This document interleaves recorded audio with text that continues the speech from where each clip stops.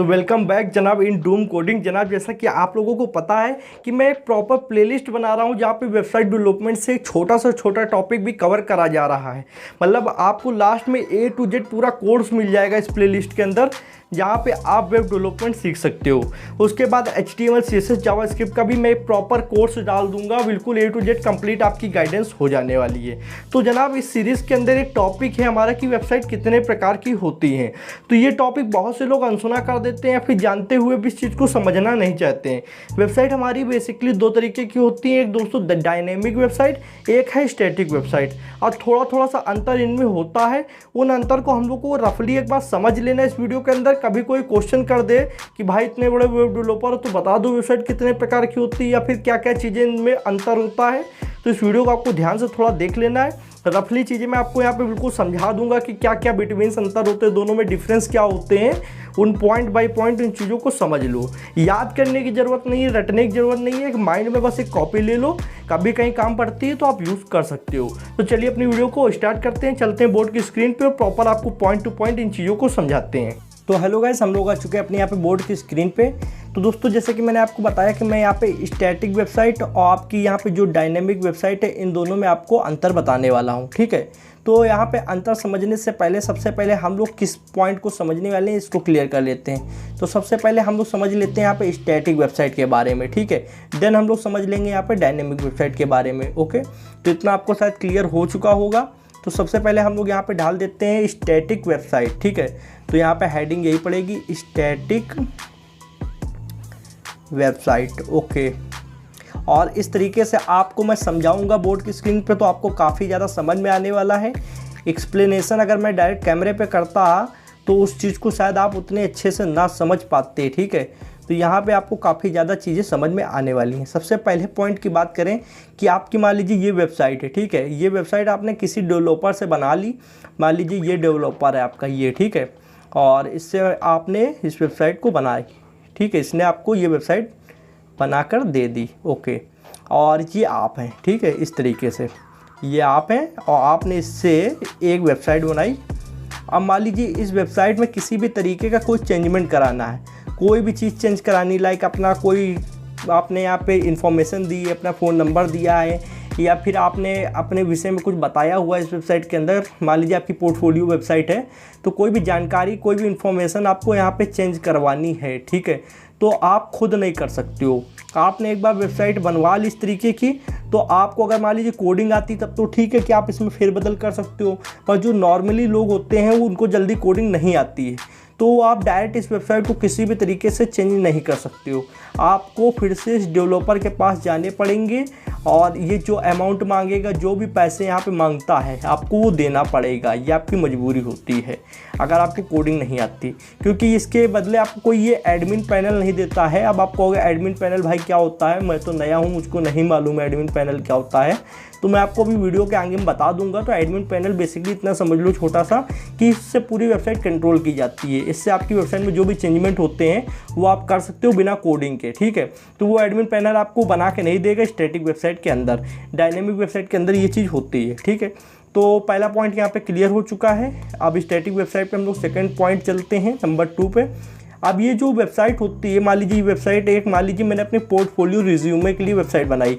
तो रिज्यूमे के अंदर क्या क्या चीज़ें होती हैं, बेसिकली आपका नेम होता है, आपके बारे में इंफॉर्मेशन होती है कि आप क्या हो, आपने कहाँ से क्या पढ़ाई कंप्लीट की है, ठीक है। आपका बायोडाटा होता है, आपके विषय में सारी जानकारी, आपका डाटा होता है, ठीक है। तो आपने ये वेबसाइट बनाई है, तो इसका जितना भी कंटेंट होता है दोस्तों, जितने आपकी जानकारी इसमें पड़ी हुई है, वो सिर्फ आपके इसके अंदर जो HTML पेज होते हैं, HTML पेज उसके अंदर पड़ी होती है। लाइक आपके बारे में अगर आपका नाम है तो आपके नाम की हेडिंग होगी, ठीक है। SHU मान लीजिए मेरा नाम शुभम है, तो इस तरीके से हेडिंग 1 यहाँ पे ऐसे यूज़ होगा, हेडिंग 1 करके, ठीक है।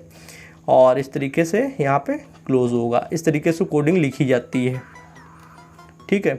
और अगर मान लीजिए मेरी कोई फ़ोटो है तो IMG टैग करके वो फ़ोटो भी उसी फाइल के अंदर ही दे दी जाएगी।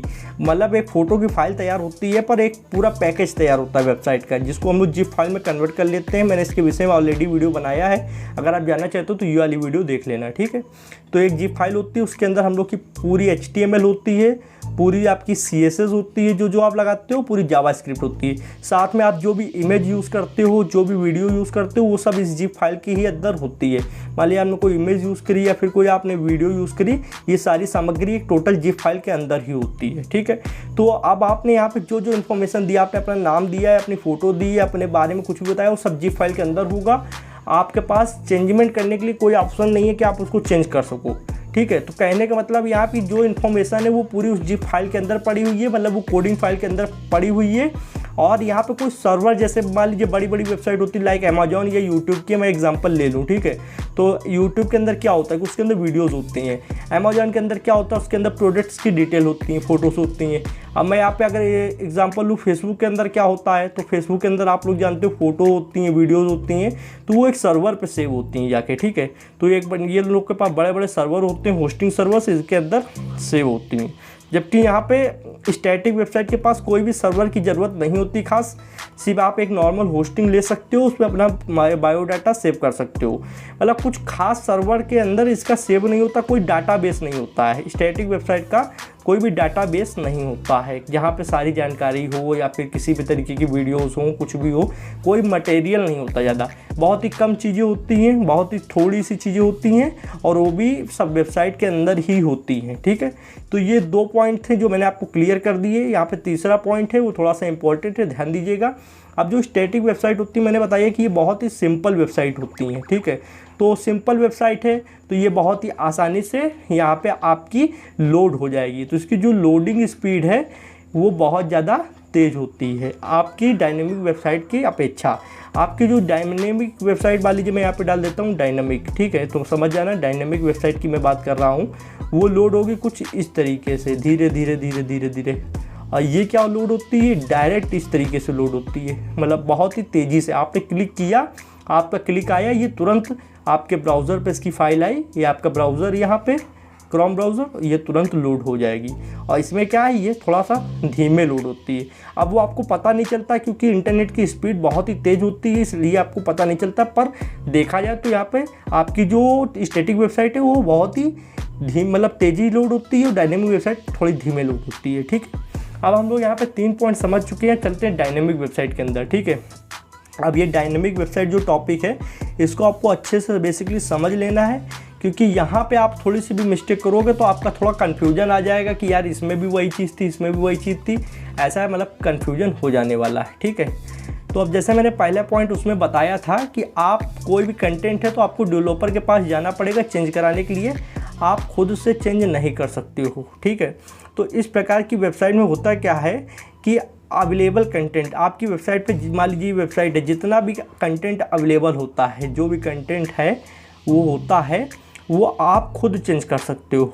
आपको किसी भी प्रकार की डेवलपर के पास जाने की, पैसे देने की कोई ज़रूरत नहीं होती है, कोई भी ज़रूरत नहीं होती, ठीक है। तो यहाँ पे आप खुद चेंज कर सकते हो। आपको यहाँ पे क्या मिलता है, आपको इस वेबसाइट से रिलेटेड एक एडमिन पैनल मिलता है, एडमिन पैनल, जहाँ से आप अपनी वेबसाइट को कंट्रोल कर सकते हो। अभी मैं और डिटेल में बता दूंगा, आप चिंता मत कीजिए।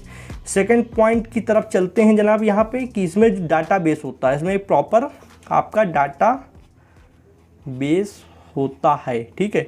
अब यहाँ पे डाटा बेस में प्रॉपर सर्वर होते हैं, उनके अंदर चीज़ें सेव होती हैं, ठीक है। तो इसको मैं सही कर देता हूँ, ओके। चीज़ें सही होती हैं, मतलब सेव होती हैं, ओके। यहाँ पे सर्वर होते हैं, इनके अंदर प्रॉपर आपकी वेबसाइट से जो जो कंटेंट होता है, वीडियो, फोटो, वो यहाँ पे सेव होता है, और ये सर्वर काम करते रहते हैं, और इस सर्वर से आपकी वेबसाइट कम्युनिकेट करती है, ओके। अब इसमें क्या होता है कि आप समझिए कि रिक्वायरमेंट के अनुसार आप डाटा या कंटेंट में बदलाव कर सकते हो। अब मान लीजिए कोई फ़ोटो है, आप उसको डिलीट करना चाहते हो, ठीक है, आप उसको डिलीट करना चाहते हो तो आप कर सकते हो। कोई नई चीज़ ऐड करना चाहते हो तो आप खुद कर सकते हो, डेवलपर के पास नहीं जाना है। कोई मान लीजिए फ़ोटो आपकी होम पेज में शो हो रही है, आप इस फ़ोटो को होम पेज से हटाकर यहाँ पे कॉन्टैक्ट पेज पे लाना चाहते हो, तो खुद से ला सकते हो। ठीक है, इस तरीके से आप यहाँ पे नया पेज क्रिएट करना चाहते हो, आप खुद से क्रिएट कर सकते हो। आप मान लीजिए इस पर कोई वीडियो अपलोड करना चाहते हो, कोई भी वीडियो अपलोड करना चाहते हो, आप खुद से कर सकते हो। ये सब आपके पास फीचर्स होते हैं डायनेमिक वेबसाइट के अंदर। ठीक है, इतना आपको क्लियर हो गया होगा। अब इसमें जो कंटेंट के बदलाव के लिए क्लाइंट के पास एडमिन पैनल होता है, मैंने ये बात कही। तो एडमिन पैनल होता है क्या, सबसे पहले समझते हैं। मैं यहाँ पे हेडिंग डालता हूँ एडमिन पैनल। ठीक है, एडमिन पैनल। अब ये क्या चीज़ है, इसके बारे में सोचते हैं।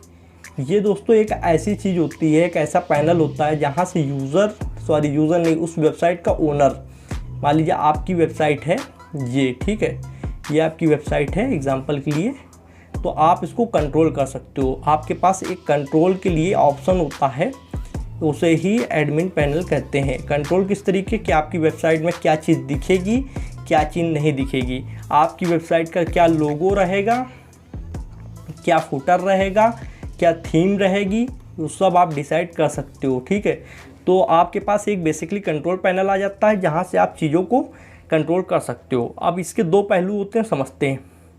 कोई भी वेबसाइट के अंदर दो पहलू होते हैं, एक यूज़र इंटरफेस, यूज़र पैनल जिसको बोल सकते हैं। ठीक है, जो यूज़र को दिखता है। मान लीजिए आपकी कोई वेबसाइट है, आपकी वेबसाइट मान लीजिए doomcoding.com नाम से है, मेरे चैनल के नाम से आपकी वेबसाइट है। तो मान लीजिए मैं वेबसाइट के अंदर जाता हूँ तो मुझे जो भी चीज़ें दिखेंगी, मान लीजिए यहाँ पे मैंने एक अपना अकाउंट बना लिया, क्रिएट कर लिया। ठीक है, मैंने एक अकाउंट यहाँ पे क्रिएट कर लिया, अकाउंट में अपना लोगो लगा दिया मैंने और अपनी जानकारी यहाँ पे दे दी। ठीक है, एक तरीके से फेसबुक जैसी वेबसाइट है तो मैंने लोगो लगा लिया, होम पेज में और भी जो जानकारी वो दे दी। ठीक है, अब एक होता है एडमिन पैनल, समझिए। ठीक है, तो एडमिन पैनल में क्या होगा, वो एडमिन पैनल आपके पास होगा, ये आपका एडमिन पैनल है। ठीक है, तो जो वेबसाइट होती है वो तो यूज़र देख पाता है, सिर्फ ये चीज़ जो होती है वो सिर्फ यूज़र के लिए होती है। पर जो एडमिन पैनल होता है जनाब, वो होता है उस वेबसाइट के ओनर के लिए, जो उस वेबसाइट को मैनेज करता है या कंट्रोल करता है। ठीक, ओनर के लिए। अब यहाँ पे समझिए कि इस वेबसाइट पे कोई भी आता है, अपना अकाउंट बनाता है, अपना लोगो डालता है अकाउंट के अंदर और वेबसाइट को विजिट करता है, स्क्रॉल करता है, और ओनर क्या करता है, इस वेबसाइट को एडमिन पैनल के जरिए मैनेज करता है। ये कड़ी बनी हुई होती है जहाँ से आप कोई भी चीज़ चेंज करोगे तो ऑटोमेटिक इस वेबसाइट पे चेंज हो जाएगी। अब मान लीजिए मैं आपकी वेबसाइट पे गया, मैंने अकाउंट बनाया, मैंने अपना फ़ोटो यहाँ पे लगा दिया, अपनी फ़ोटो लगा दी, पर मैं यहाँ पे वेबसाइट का जो लोगो होता है, मान लीजिए वेबसाइट का लोगो है, मान लीजिए ये, ठीक है, ये आपकी वेबसाइट का लोगो है, तो ये कोई यूज़र तो इसको चेंज नहीं कर पाएगा।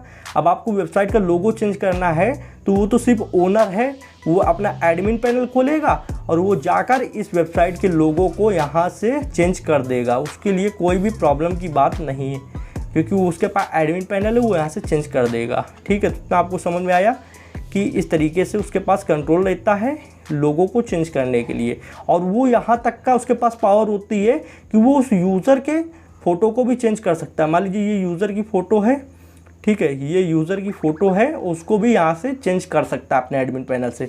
तो आप समझ सकते हो कि अगर कोई, मान लीजिए एग्जांपल दूँ मैं फेसबुक का, तो फेसबुक है, जैसे कि हम लोग फेसबुक पे जाते हैं, अपना अकाउंट बनाते हैं और अकाउंट में अपनी फ़ोटो लगा लेते हैं। ठीक है, ये हमने अपनी फ़ोटो लगा ली। ठीक है, अब ये बताइए कि जो फेसबुक का लोगो होता है कुछ इस तरीके से, मैं आपको दिखाऊं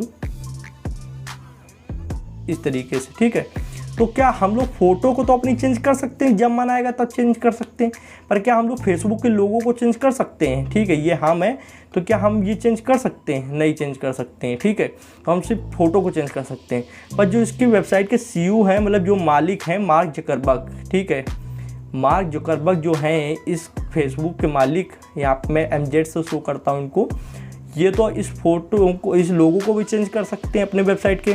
मान लीजिए इसको हटाकर कुछ इस तरीके का रख दें, ठीक है, तो उनको तो कोई दिक्कत नहीं है, वो इस फेसबुक के लोगों को भी चेंज कर सकते हैं। साथ में उनके पास ये पावर होती है कि वो आपके फ़ोटो को भी चेंज कर सकते हैं, क्योंकि उनके पास पूरा कंट्रोल है, उनके पास पूरा एडमिन पैनल है।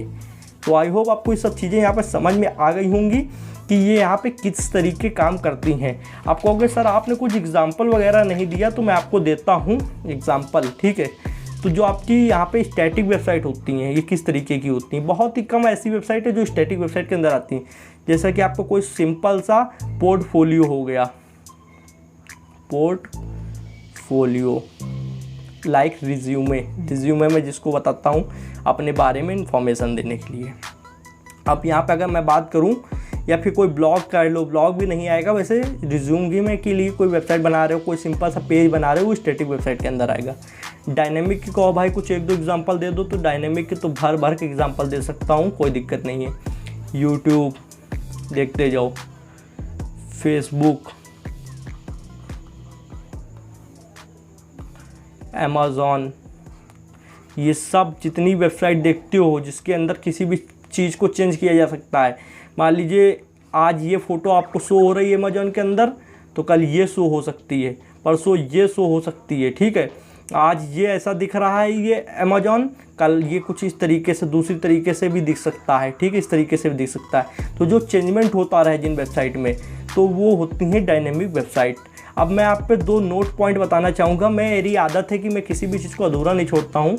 तो नोट पॉइंट 1, अब जो आपकी वेबसाइट होती है डायनेमिक वेबसाइट, ठीक है, डायनेमिक वेबसाइट जो होती हैं इनके ज़्यादा पैसे मिलते हैं। अगर आप एक यहाँ पे ऑनलाइन आप किसी वेबसाइट को बना कर देते हो, फ्रीलांसिंग करते हो बेसिकली, तो इनके ज़्यादा पैसे मिलते हैं, आप हमेशा ज़्यादा चार्ज कर सकते हो, ठीक है। आप स्टैटिक वेबसाइट के ज़्यादा चार्ज नहीं ले सकते हो, पर डायनेमिक वेबसाइट के ज़्यादा पैसे ले सकते हो। नोट पॉइंट 2, ठीक है, छोटे छोटे पॉइंट्स हैं, इनको समझ लेते हैं। नोट पॉइंट 2 है कि डायनेमिक वेबसाइट ज़्यादा बनाई जाती हैं। ग्लोबल इंटरनेट के अंदर अगर देखा जाए तो सबसे ज़्यादा आपकी डायनेमिक वेबसाइट होती हैं, स्टैटिक वेबसाइट कम होती हैं। तो आई होप आपको ये चीज़ें समझ में आ गई होंगी। अगर समझ में आ गई तो दोस्तों प्लीज़ मेहनत को थोड़ा सा आप साकार कर सकते हो। वीडियो को कुछ लाइक वाइक कर दिया करो यार, हम लोग इतनी मेहनत से बनाते हैं इस वीडियो को, ठीक है। तो वीडियो को लाइक करो, चैनल को करो क्या subscribe, okay, like and subscribe, और बेल आइकन को प्रेस करो, जिससे आने वाले इंटरेस्टिंग वीडियोस की नोटिफिकेशन आप लोग को मिलती रहेंगी। आज की वीडियो में बस इतना ही था। Thanks for watching friend. जय हिंद, जय भारत।